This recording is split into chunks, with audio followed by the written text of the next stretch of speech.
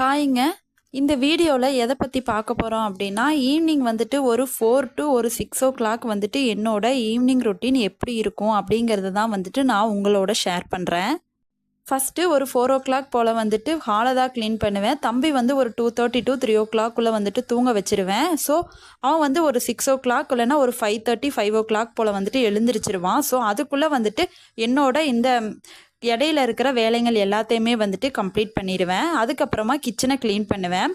கிச்சனில் வந்துட்டு உள்ள ரேக்கில் வந்துட்டு கரப்பாம்பூச்சி வர்றதுனால வெளியவே வந்துட்டு ஸ்டூல் மேலே ஒரு டப்பாவில் வந்து எல்லாத்தையுமே வந்துட்டு பாத்திரங்களை எல்லாமே இப்போ வந்து நான் வச்சுக்கிறேன். ஒரு நாள் ஃபுல்லாக வீட்டுக்குள்ளேயே இருக்கிறது ரொம்ப கஷ்டங்க. அதுவும் அப்பார்ட்மெண்ட் லைஃப் எல்லாம் சொல்லவே வேண்டாம். அதனால அவன் எழுந்திரிச்சதுமே அவனுக்கு வந்துட்டு ஏதாவது ஸ்நாக்ஸ் இல்லைன்னா சாப்பாடு ஏதாவது ஊட்டி விட்டு வெளியே வந்து எங்கள் அப்பார்ட்மெண்ட்டை சுற்றி வந்து ஸ்ட்ரீட் இருக்கும். அந்த ஸ்ட்ரீட்டில் வந்துட்டு அவனை சைக்கிளில் வச்சு அவன் வந்து சைக்கிள் ஓட்டுவா இல்லைன்னா நான் தள்ளணும். ஏதாவது ஒன்று பண்ணிகிட்டே இருப்போம். பண்ணிட்டு வந்துட்டு இந்த பக்கத்தில் இருக்க அப்பார்ட்மெண்ட்டை சுற்றி சுற்றி வந்துட்டே இருப்போம். ஒரு 6 to 8 வரைக்கும் வந்துட்டு எங்களுக்கு அந்த வேலை தான் கரெக்டாக இருக்கும். இன்றைக்கி வந்து டியூஸ்டே அப்படிங்கிறதுனால நாங்கள் வந்து கோயிலுக்கு வந்து கண்டிப்பாக போகும். எங்கள் அப்பார்ட்மெண்ட்டுக்கு பின்னாடி வந்து ஒரு பிள்ளையார் கோயில் இருக்குது. அங்கே வந்து எப்பயுமே போய் சாமி கும்பிடுவோம்.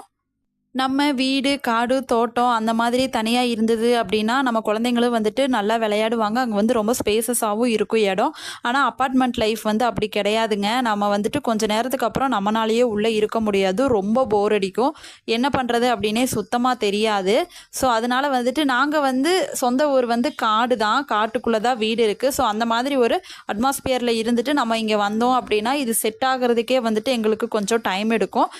எனக்கு வந்து இது கம்ஃபர்டபுளாக இருக்குது. ஆனால் தம்பிக்கு வந்து இது சுத்தமாகவே இந்த அட்மாஸ்பியர் வந்து ஒத்துக்காது. வந்துட்டு ஒரு மாதத்துக்கு ஊருக்கு போகலான்னு தான் சொல்லிகிட்டே இருப்பான். ஸோ அவனை சேஞ்ச் பண்ணுறதுக்கு வந்து எனக்கு கொஞ்சம் டைம் எடுக்கும்.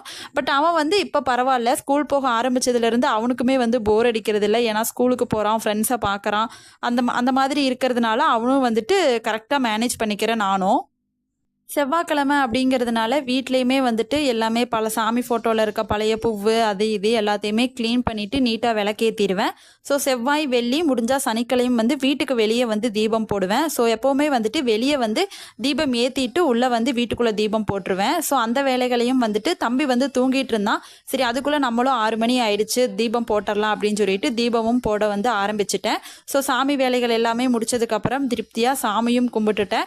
சாமி கும்பிட்டு முடிச்சதுக்கப்புறமா கரெக்டாக வந்துட்டு சஷுவும் வந்து எழுந்திரிச்சிட்டான்.